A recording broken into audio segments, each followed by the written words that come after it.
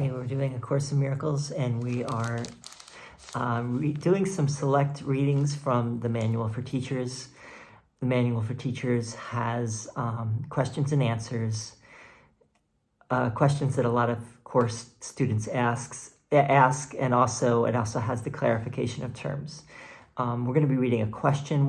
This is question number 12, and the question is, how many teachers of God are needed to save the world?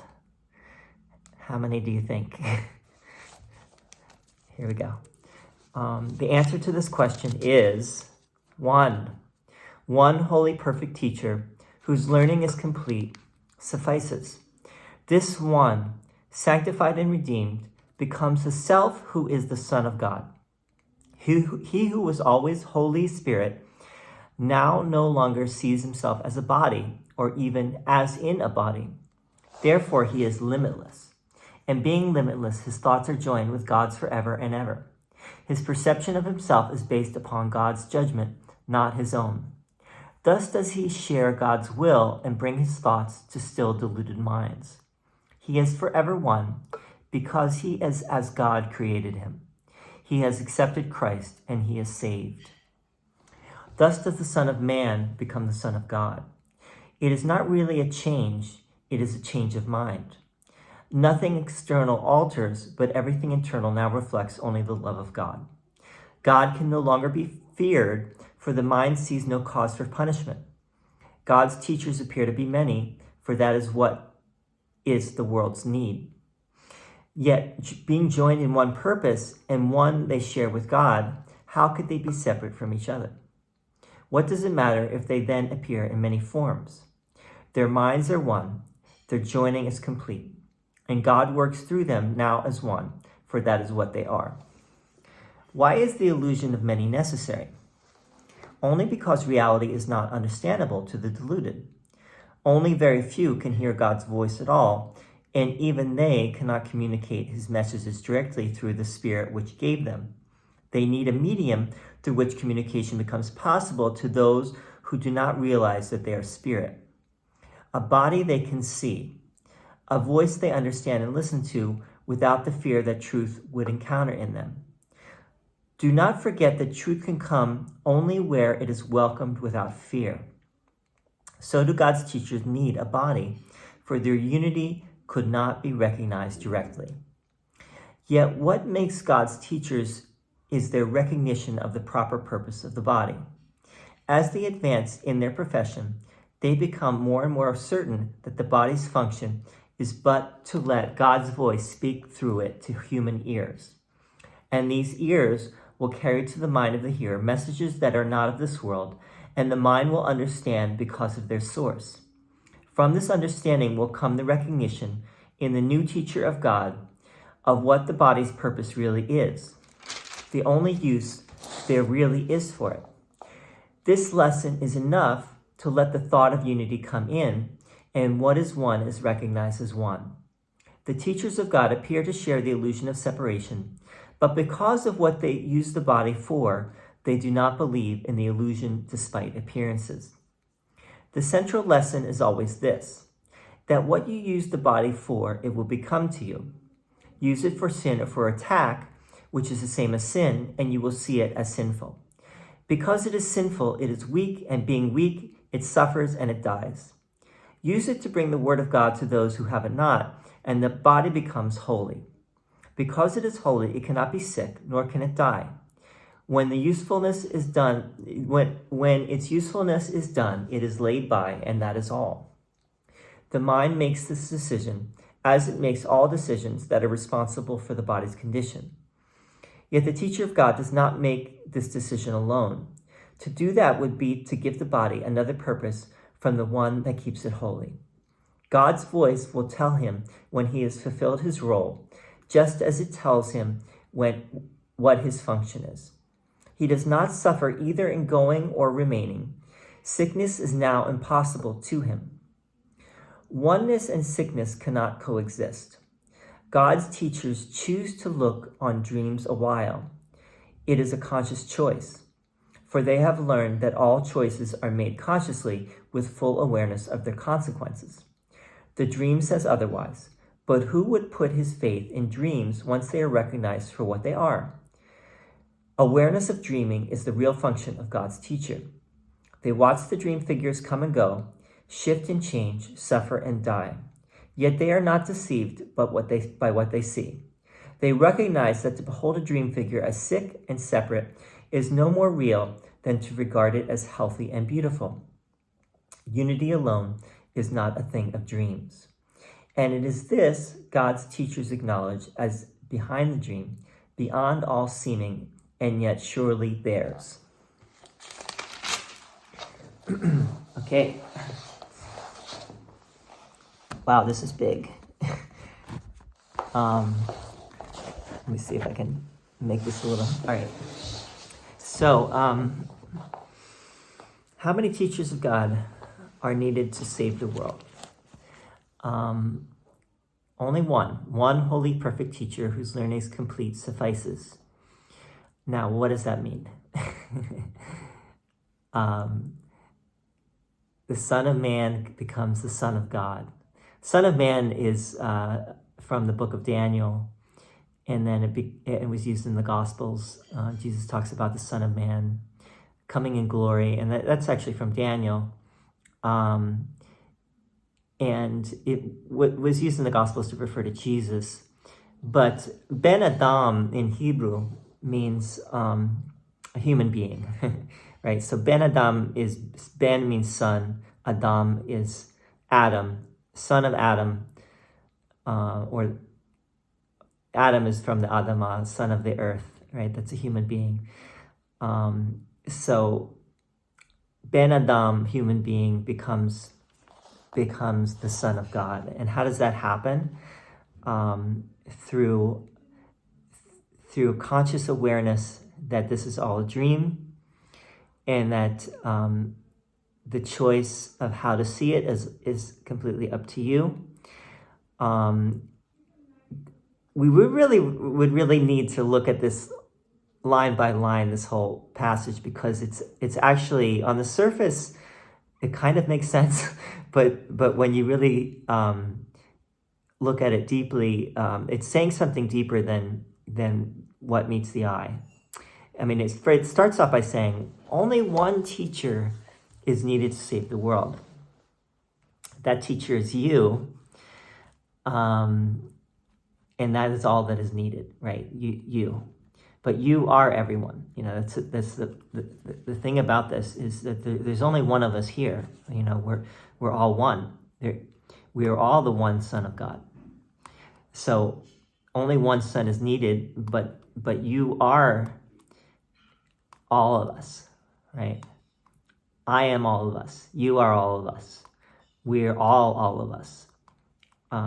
There's no separation, right? That's what the Son of God understands, is that there is absolutely no separation between us. When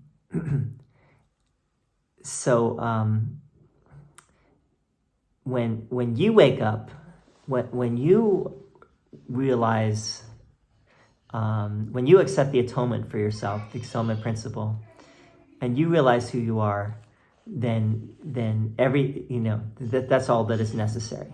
The world is saved. Give me a second, buddy. Give me 1 second. I'm almost done this video. You want to say hi? No, don't touch that. You want to say hi for a second? Come here and say hi. This is Sunny. Let me just finish the video, okay, bud? Hi.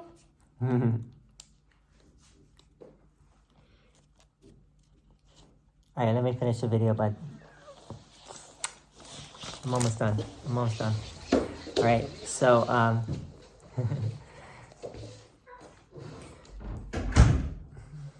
so there isn't many, even though it looks that way. You know, why is the illusion of many necessary? Only because reality is not understandable to the deluded. We are all the deluded until we fully wake up, right? We all see separation, we all see differences, we all see the illusion. We do not see the reality. The reality is hard to believe. The reality takes quite a bit of trust. That's true, and that's why this course for us is so hard, is because on the surface, separation looks very real. This world looks very real. Our pain and our suffering seem very real, and it's very difficult to get beyond that. Except if you have some kind of you have some kind of experience that helps you to understand that it is an illusion. And that's where you start to accept that maybe the Course, that Jesus in the Course knows what he's talking about. Maybe there is something to this.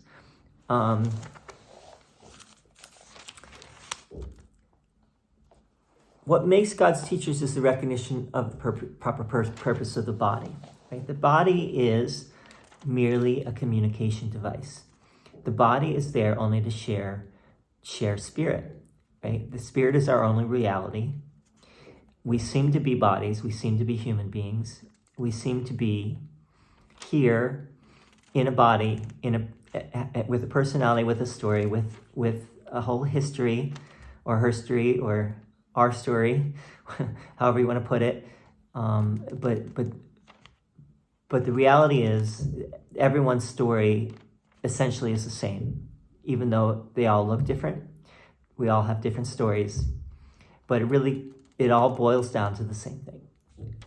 In the end, there really is no difference, and there's only one story happening in 8 billion ways, but more than that even, because if you take in not just the human beings, but the animal kingdom and everything else, all sentient and insentient life, in a sense, are our brothers.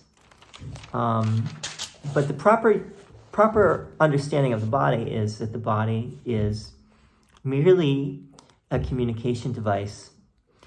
Even if the body gets sick, that's not, for the awakened person who has realized their oneness with God, or that they are the Son of God. Sickness is not really sickness. Sickness is something that happens to the body. That does not mean you're a bad course student if you get sick. That's a misreading or misunderstanding of this. Sickness happens. The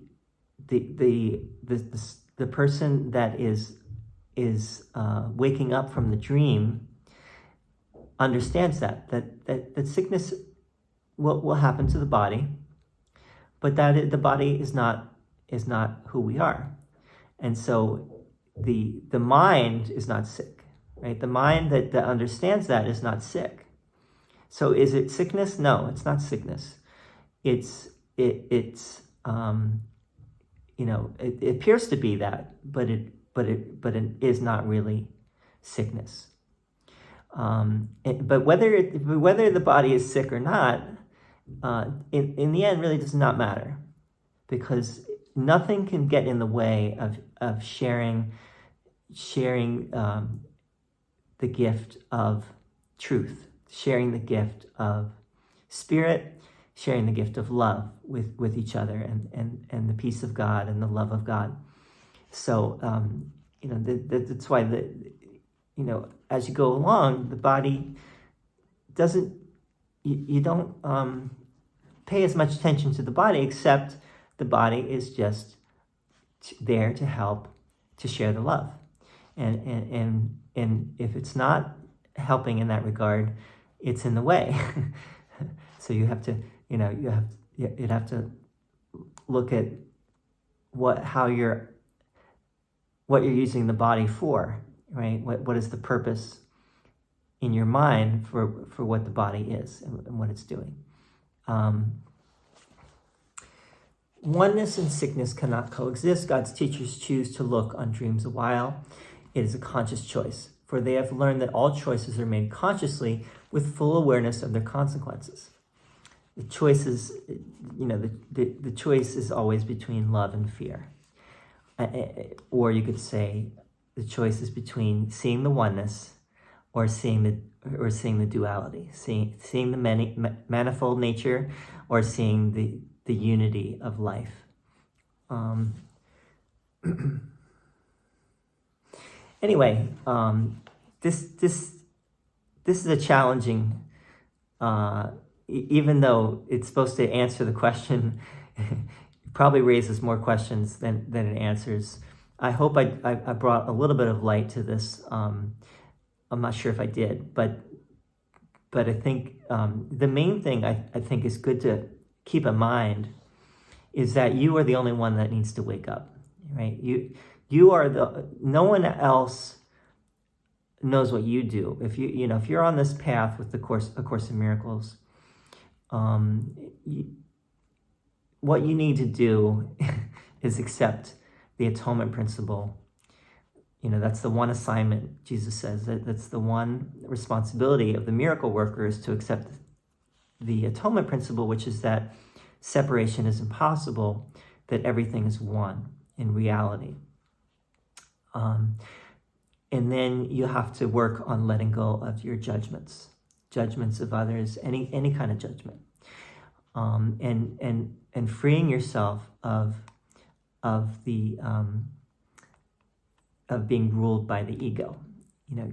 Getting the ego out of the way, and that comes through letting go of the judgment. And as you do that, you wake up from the dream, and you are the only one that needs to wake up. No one else really does. Because as you wake up, you'll see that everyone else will as well. And that's almost impossible to understand or to believe, but you will see it more and more as you do the work. You'll see that the truth of that. I hope this is helping and not confusing things more. The Course in Miracles is, there's probably a reason why so few people really get into it, relatively speaking. Even if several million people are doing A Course in Miracles, I would say it's touched many more than several million, but you could say maybe 1 million people in the world out of 8 billion people. That's still a lot of people, actually, but who knows? You can't put a number on this, but it's definitely the path, the road less traveled, right? It's the path of least resistance. Looking at all of your resistance, and we have great resistance. So anyway, hope this was helpful a little bit. We're going to continue with chapter 24 very soon. The goal of specialness. Okay, see you soon. Bye bye. Thank you.